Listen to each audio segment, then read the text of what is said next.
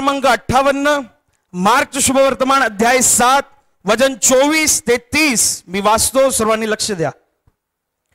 मग तो तेथून निघून सोर प्रांतात गेला. तेथे तो एका घरात गेला. हे कोणाला कळू नये असे त्यांच्या मनात होते, तरी त्याला गुप्त राहणे शक्य नव्हते. पण जिच्या लहान मुलीला अशुद्ध आत्मा लागला होता अशा एका बाईने त्याच्याविषयी लागलेच ऐकले व ती येऊन त्याच्या पाया पडली. ती बाई हेलनी असून सुरफुणकी जातीची होती. तिने त्याला विनंती केली की माझ्या मुलीतून भूत काढा. तो तिला म्हणाला, मुलांना प्रथम तृप्त होऊ दे, कारण मुलांची भाकरी घेऊन घरच्या कुत्र्यांना टाकणे ठीक नाही. मग तिने त्याला उत्तर दिले, खरे आहे महाराज, तरी घरची कुत्री ही मेजाखाली मुलांच्या हातून पडलेला चुरा खातात. तो तिला म्हणाला, तुझे म्हणणे पटले, जा, तुझ्या मुलीतून भूत निघून गेले आहे. मग ती आपल्या घरी गेली. तो मुलीला अंथरुणावर टाकले आहे व भूत निघून गेले आहे असे तिला आढळून आले. Hallelujah, hallelujah, hallelujah, hallelujah, hallelujah, hallelujah, hallelujah, hallelujah, hallelujah. ही घटना तेव्हाची आहे ज्यावेळेस प्रभू येशू ख्रिस्त मनुष्य रूप धारण करून या पृथ्वीवरती, या ज्या पृथ्वीवरती आपण राहत आहोत तिथे तो राहत होता. इस्रायल मध्ये येशू ख्रिस्त होता आणि इस्रायल राष्ट्रामध्ये परमेश्वर प्रभू येशू ख्रिस्ताने परमेश्वराचं कार्य, पित्याचं कार्य या भूमीवरती केलं. आणि हे कार्य करत असताना येशू ख्रिस्ताच्या द्वारे अनेक लोकांची जीवनं बदलली. काही लोकांनी आपल्या जीवनामध्ये शांतीचा, मुक्तीचा असा बराच अनुभव घेतला आणि अशा बऱ्याच घटना बायबलमध्ये लिहिलेल्या आहेत. त्यातली एक घटना आज आपण वाचत आहोत, आज आपण समजत आहोत. लिहिलेलं आहे की येशू एका गावामध्ये आहे. तिकडे त्याचे काही शिष्य आहेत त्याच्या बरोबर, आणि तिकडे एक स्त्री येते, एक बाई येते, जिचा उल्लेख बायबलमध्ये हेलेनी जातीची ती सुरफुणकी स्त्री होती. एकंदरीत ती परराष्ट्रीय स्त्री होती. आणि ह्या बाईचा प्रॉब्लेम असा असतो, या बाईची समस्या अशी आहे की हिची एक मुलगी आहे आणि त्या मुलीला भूत लागलेलं आहे, अशुद्ध आत्मा. अशुद्ध आत्म्याच्या त्रासाने तिची मुलगी पिडलेली आहे, फार जर्जर झालेली आहे. तिला येशूविषयी ऐकण्यात येतं. ती येशूविषयी ऐकते आणि तिच्या हृदयामध्ये विश्वास तयार होतो. आणि मग ही परराष्ट्रीय स्त्री येशू ख्रिस्ताचा मागोवा घेत येशू ख्रिस्त जिथे कुठे आहे तिकडे ती जाते आणि येशू ख्रिस्ताच्या पाया पडून म्हणते, अहो दाविदाचे पुत्र, माझ्यावरती दया करा, कारण माझ्या मुलीला भूत लागलेलं आहे. मग ती तिची व्यथा येशू ख्रिस्तासमोर मांडते. ती सांगते की माझ्या मुलीला अशुद्ध आत्मा लागलेला आहे, या त्रासामुळे ती फारच पिडलेली आहे, या त्रासामुळे ती जर्जर झालेली आहे. विचार करा की तिची मुलगी घरामध्ये आहे आणि ही एकटीच येशूचा मागोवा घ्यायला आली आहेत. म्हणजे या कुटुंबामध्ये राहणारी दोनच माणसं, त्याच्यातली एक मुलगी अशुद्ध आत्म्याने पिडलेली, घरामध्ये त्रासलेली आहे आणि ही आशेने, विश्वासाने येशू ख्रिस्ताकडे आलेली आहे. कारण तिला येशूविषयीच्या गोष्टी ऐकून येशू ख्रिस्ताच्या संदर्भात तिच्या हृदयामध्ये एक विश्वास निर्माण झालेला आहे. जगात कुठेच माझ्या प्रश्नाला उत्तर नाहीये, जगात कुठेच माझ्या समस्याला निवारण नाहीये, पण येशू ख्रिस्त हा माझ्या प्रश्नाचं उत्तर बनू शकतो, हा माझ्या समस्येचं निवारण बनू शकतो. एक विश्वास घेऊन, एक आशा घेऊन ती येशू ख्रिस्ताकडे येते आणि येशू ख्रिस्तासमोर आपली सगळी व्यथा मांडते. तेव्हा येशू म्हणतो की पहा, इस्रायलच्या घराण्यातील हरवलेल्या मेंढरांखेरीज मला अजून कोणाकडे पाठवलेले नाही. हा इतिहास म्हणजे येशूने हे जे वचन सांगितले ते तुम्ही समजून घ्या. येशू ख्रिस्त ज्यावेळेस इस्रायलमध्ये आला, ज्यावेळेस त्यांनी मनुष्य रूपात जन्म घेतला आणि तो इस्रायलमध्ये होता, जोपर्यंत येशू क्रुसावर मेला नाही तोपर्यंत येशू ख्रिस्त इस्रायल राष्ट्रापुरतीच मर्यादित होता. इस्रायल राष्ट्र हे देवाचं लाडकं राष्ट्र आहे. त्याची लोक ही देवाची निवडलेली प्रजा आहे. सबंध पृथ्वी परमेश्वराची आहे, परंतु या पृथ्वीवरचे इस्रायल राष्ट्र हे परमेश्वराचं लाडकं राष्ट्र आहे. हे राष्ट्र निर्माण होण्यासाठी दस्तूर खुद्द परमेश्वरानेच स्वतःहून हस्तक्षेप केला होता. कारण या इस्रायलचा जो बाप म्हटलं जातं अब्राहम, या अब्राहम नावाच्या माणसाबरोबर परमेश्वराचा एक करार होता, असं बरंच उल्लेख आहे. आणि म्हणून या इस्रायल राष्ट्रासाठी परमेश्वराची एक विशेष योजना आहे. इस्रायल राष्ट्रातल्या लोकांसाठी परमेश्वराचे एक विशेष प्लान आहेत आणि त्या योजनेअंतर्गत परमेश्वराने जेव्हा या जगाच्या तारणाऱ्याला पाठवलं तेव्हा ते दुसऱ्या तिसऱ्या कुठल्या ठिकाणी नव्हे तर ते इस्रायलमध्येच पाठवलं. आणि जोपर्यंत येशू जिवंत रूपामध्ये होता, शरीर रूपामध्ये होता, तोपर्यंत इस्रायलच्या लोकांपुरती मर्यादित होता.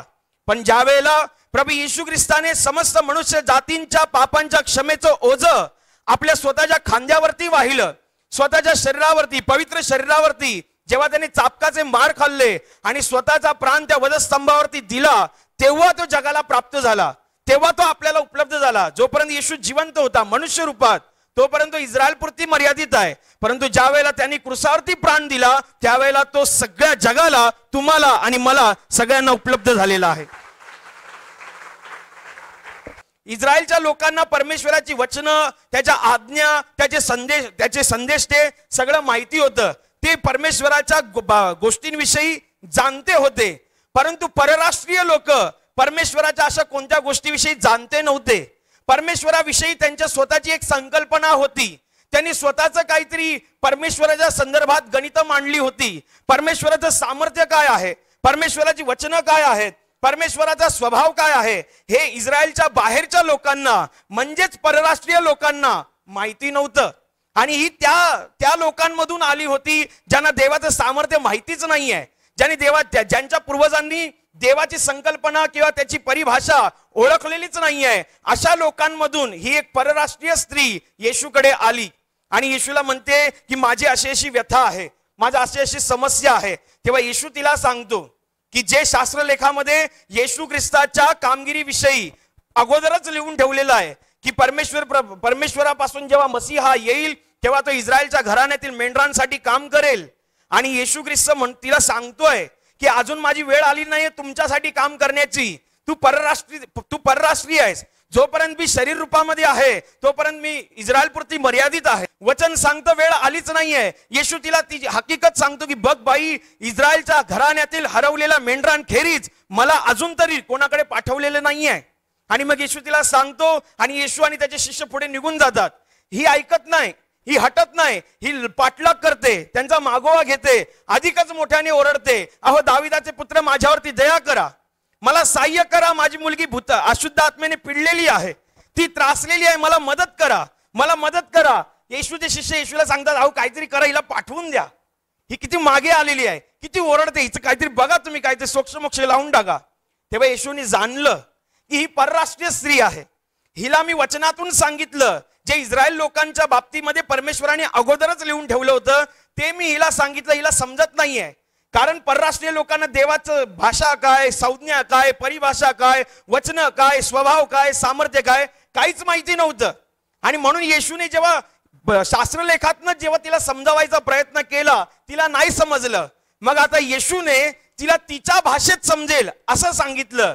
येशू म्हणाला बाई, घरच्या मुलांना द्यायची भाकर कुत्र्यांना घालणे ठीक नव्हे. ती ऐकते हे सगळं आणि तिला समजते की येशूला काय बोलायचंय. पहिलं तिला समजलं नाही. येशूने जेव्हा हे सांगितलं की इस्रायलच्या घराण्यातील हरवलेल्या मेंढरांखेरीज मला अन्य कोणाकडे पाठवलेलं नाहीये, हे तिला समजलं नाही म्हणून तिने त्याच्यावर काही रिॲक्ट केलं नाही. तिला समजलं नाही म्हणून तिने त्याच्यावर काही प्रतिक्रिया केली नाही. ती मागोवा घ्यायचं काम करते. पण जेव्हा दुसऱ्या वेळेला येशू ख्रिस्ताने तिला तिच्या भाषेत समजेल, उमजेल, पटेल, कळेल अशा भाषेत जेव्हा येशूने तिला सांगितलं की बाई, घरच्या मुलांना द्यायची भाकर घरच्या कुत्र्यांना घालणे ठीक नव्हे, तिला कळतं की येशूला काय बोलायचंय. पण तिचा विश्वास इतका भक्कम होता, तिचा विश्वास इतका पक्का होता, ती येशूला सांगते तुम्ही बरोबर बोलताय, तुम्ही ठीक बोलताय, तुम्ही सत्य बोलताय, तरी सुद्धा घरची कुत्री धान्याच्या मेजावरून पडलेला चुरा खाण्याचा अधिकार ठेवतात. त्या अधिकाराखाली तरी माझ्या जीवनात कार्य करा.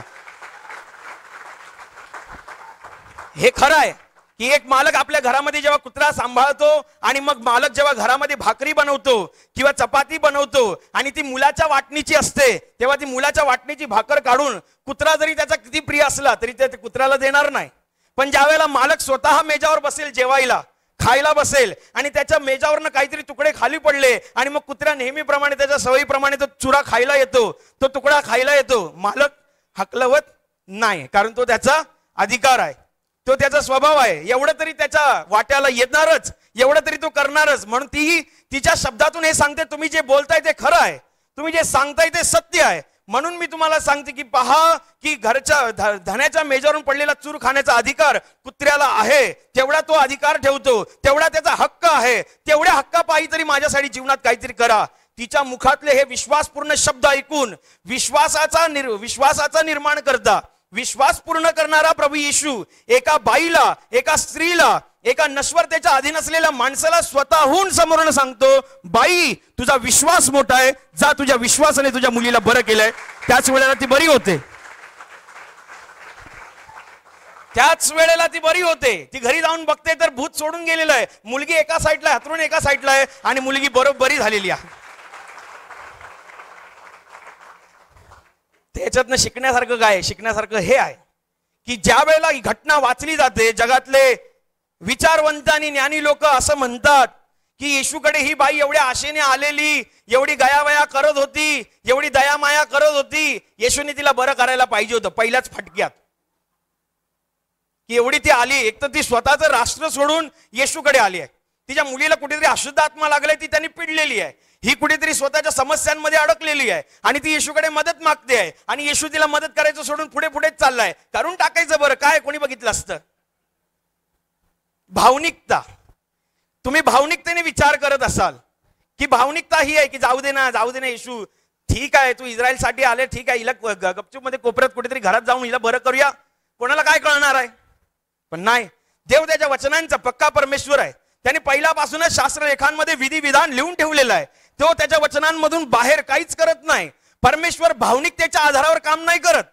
परमेश्वर वैचारिकतेच्या आधारावर काम नाही करत. परमेश्वर त्याच्या वचनावरती आणि त्याच्या आत्मिकतेवरतीच काम करतो, कारण तो आत्मा परमेश्वर आहे. ती आली तर तू बरं करायचं होतंस. भावनिक दृष्टिकोनातून बघायला गेलं तर हे कदाचित तुम्हाला बरोबर वाटू शकतं की येशूने बरं करायला पाहिजे होतं. वैचारिक दृष्टिकोनात जर तुम्ही ही घटना पाहायला जाल तर तुम्हाला असं वाटू शकतं की येशूने बरं करायला पाहिजे होतं. पण येशूने तिच्या पहिल्याच फटक्यात ती जेव्हा आली आणि तेव्हाच तिला बरं केलं असतं तिच्या मुलीला, तर तिने तिचा विश्वास मांडायला तिला वेळ मिळाला नसता. तिचा जो एवढा भक्कम विश्वास होता, ती एका अशा क्षेत्रातून आली होती ज्यांना देवाचं सामर्थ्य म्हणजे काय हे मुळीच माहिती नव्हतं. ती एका अशा क्षेत्रामधून आली होती ज्यांना देवाचा स्वभाव आणि वचन काय त्याच्यामधून ती आली होती. तिला काहीच माहिती नव्हतं, तरी सुद्धा तिने देवावरती एवढा प्रचंड प्रमाणातला विश्वास ठेवला की स्वतः विश्वासाचा उत्पादक परमेश्वर म्हणतोय की बाई तुझा विश्वास मोठा, तुझ्या विश्वासाने घडोत, आणि त्याच वेळेला ती मुलगी बरी होते. परमेश्वर भावना बघून काम नाही करत. परमेश्वर माणसाची भावना बघून काम नाही करत. परमेश्वर माणसाचे विचार बघून काम नाही करत. परमेश्वर माणसाचा आत्मा, त्याच्या आत्म्यामध्ये असलेला परमेश्वरा संदर्भातला विश्वास बघून स्वर्गाच्या राज्यातून या पृथ्वीवरती काम करत असतो. भावनिकतेच्या आधारावरती काम नाही होत. ही आली, प्रभूजी मला दया करा, माझं असं करा. कदाचित तुम्ही तिकडे असता त्यावेळेला तर तुम्ही असं म्हटलं असं, येशूने काय बरं करायला पाहिजे होतं, असं तुम्हाला वाटत असेल. कारण भावनिकतेच्या आधारावरती जेव्हा तुम्ही बघायला जाल तर असं, म्हणजे याचा अर्थ असा आहे की ज्या गोष्टी भावनिकतेमध्ये बरोबर वाटतात, वैचारिक दृष्टिकोनात बरोबर वाटतात, त्या आत्मिक दृष्टिकोनात बरोबर असतातच असं नसतं. तुम्ही भावनिकतेला आणि आत्मिकतेला जोडून बघू नका. भावना वेगळी आहे, आत्मा वेगळा आहे. भावनेची गणितं वेगळी आहेत, आत्म्याची गणितं वेगळी आहेत. जगामध्ये जर परमेश्वर जे काही बघून काम करतो तर ती भावना बघून नव्हे, तर तुमच्या हृदयामध्ये जो आत्मा आहे, जो विश्वास आहे, ते बघूनच तो स्वर्गाच्या राज्यातून काम करत असतो. जसं बायबलमध्ये सगळ्यात मोठी घटना ही आहे की येशू ख्रिस्ताने वधस्तंभावरती आपला प्राण दिला. समस्त मनुष्य जातीच्या पापांच्या क्षमेसाठी त्याने आपला प्राण वधस्तंभावरती दिला. तो जीवनाचा प्रभू, तो जीवनाचा परमेश्वर, त्याच्या आतून जीवनाच्या नद्या वाहतात असा तो जीवन देणारा परमेश्वर, त्याने मृत्यूला कवटाळलं त्या क्रूसावरती. ज्या वेळेस येशू ख्रिस्त क्रूसावरती होता, समस्त मनुष्य जातीच्या पापांची क्षमा व्हावी आणि त्याला त्याच्या श्रापातून आणि बंधनातून मुक्ती व्हावी आणि मेल्यानंतर त्याचा आत्मा थेट परमेश्वराच्या राज्यामध्ये म्हणजे स्वर्गामध्ये असावा, यासाठी येशूने क्रूसावर प्राण दिला. पण ज्या वेळेस येशू क्रूसावर प्राण देत होता त्यावेळेला तिकडे काही शास्त्री लोक होती, धर्मपंडित, धर्मपुढारी, वडील वर्ग, याजक वर्ग, सगळे असे होते बघत की हा स्वतःला देवाचा पुत्र म्हणवतो ना, हा स्वतःला देवाचा पुत्र संबोधतो ना, मग ह्याने स्वतःला वाचवून दाखवावं. कोणतरी म्हणतो अरे हा तर आंधळ्यांचे डोळे उघडायचा, हा तर लंगड्यांना चालतं करायचा, मग स्वतः क्रुसावरनं खाली उतर. कोणतरी म्हणायचं की त्याच्या बाजूचा खेळलेला चोर म्हणायचा तू देवापासून आहेस, तू देवाचा पुत्र आहेस, एक काम कर, तू स्वतःला पण वाचव, आम्हाला पण वाचव. कितीतरी वेळा येशू ख्रिस्त क्रुसावरती असताना कितीतरी वेळा शैतानाने माणसांच्या तोंडून येशूला क्रुसावरनं खाली येण्यासाठी उकसावलं होतं. शास्त्री फरीशी बोलायचे तू देवापासून आलास तर वाचव स्वतःला, तू देवाचा माणूस आहे तर बघूया तुला देव वाचवतो काय. किती लोकांनी त्याला भावनिक आवाहन केलं की तू उतर खाली. तुम्हाला काय वाटतं येशू काय उतरू शकला नसता? त्याला इझी होतं, सहज आहे ते, कारण तो जीवनाचा प्रभू आहे, तो मरणातून जीवनात पार गेलेला असा आपला परमेश्वर आहे, तो मृत्युंजय परमेश्वर आहे. कितीतरी लोकांनी त्याला भावनिक आवाहन केलं. लोकांची गर्दी होती. येशू ख्रिस्त 3 खिळ्यांवरती 2 चोरांच्या मध्ये खिळला होता. कालवरीच्या टेकडीवरती त्याला खिळलं होतं. खाली उभा असलेला माणूस सुद्धा त्याला सरळपणे पाहू शकत होता, कारण तो टेकडीवरती होता. लोकांनी त्याला खाली उतर, तू जर देवाचा पुत्र आहेस तर खाली उतर, तू जर देवाचा माणूस आहेस तर खाली उतर, तू एवढे चमत्कार केलेस ना तर खाली उतर. कितीतरी वेळा त्याला भावनिक आवाहन करण्यात आलं, उतरच तू खाली, उतरच तू खाली, तू उतरून दाखव, तू उतरून दाखव. येशू उतरला नाही. येशू उतरायला उतरू शकला असता जर समजा येशूने भावनेच्या आधारावरती जर तो क्रुसावरून खाली उतरला असता तर आपल्याला पापांची क्षमा नव्हती.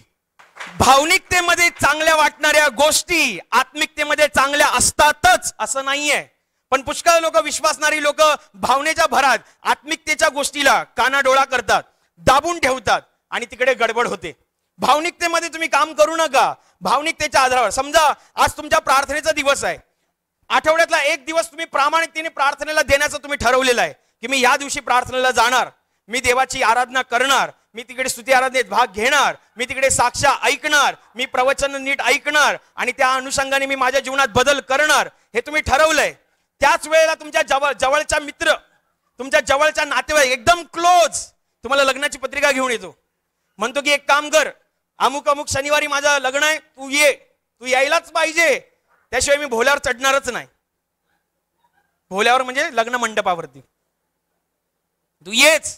आता तुमची वारी, तुम्ही भावनिकतेच्या भरात जाणार, नाही नाही जायला पाहिजे, त्याला काय वाटेल, तो एवढा घेऊन आला, कुठे राहायचा तो, आणि मग माझी एवढी तो आठवण काढून आला आणि मला तो हे घेऊन आला, वरनं तो असं पण म्हणतो की हायर नाही घेऊन आलास तरी चालेल, एवढा तो माझ्याविषयी विचार करतो, नाही जायला पाहिजे, त्याला काय वाटेल, त्याला काय वाटेल, त्याला काय वाटेल. ही झाली तुमची भावना. तुमच्या भावनेला ही गोष्ट, कदाचित भावनिकतेमध्ये ही गोष्ट बरोबर आहे, भावनिकतेच्या आधारावरती, कदाचित वैचारिकतेच्या आधारावरती सुद्धा तुम्हाला हे बरोबर वाटू शकतं, पण हीच गोष्ट तुम्ही आत्म्यामध्ये विचार करा की हे बरोबर आहे का. की शनिवारचा दिवस मी प्रामाणिकतेने परमेश्वराला देण्याचं ठरवलेलं आहे आणि मी म्हणतोय की लग्नाला जायचंय आणि आत्मा म्हणतोय की प्रार्थनेला हजर राहा, कारण आजच्या दिवसामध्ये देवाने तुझ्यासाठी आशीर्वाद नेमून ठेवलेला आहे. भावनिकतेमध्ये बरोबर वाटणार, भावनिकतेमध्ये जायला पाहिजे, लग्न काय एकदाच करणार आहे, तो रोज नाही करणार आहे, पण प्रार्थना काय रोजच होत असते, खरं आहे ते. भावनिकतेमध्ये ह्या गोष्टी बरोबर वाटतात. वैचारिक दृष्टीमध्ये तुम्ही जर बघायला जाल, हा या गोष्टी बरोबर आहे, पण तीच गोष्ट आत्म्यामध्ये पण शिरून बघा, कारण तुम्ही या जगामध्ये राहत जरी असला तरी तुम्ही आत्म्यामध्ये स्वर्गाचे नागरिक आहात, तुम्ही त्याच्या रक्ताने मोलून घेतलेले आहात. काही लोकांना सवय असते खोटं बोलण्याची आणि मग तिकडे पुढे एक त्यांची परफेक्ट टॅगलाईन असते, मग तो कोणी असो, एवढं खोटं बोललेलं चालतं, एवढं खोटं बोललेलं चालतं, एवढं काय देव समजून घेतो. अरे तो सगळंच समजून घेतो, तुम्हाला काय माहिती, तो सगळंच समजून घेतो.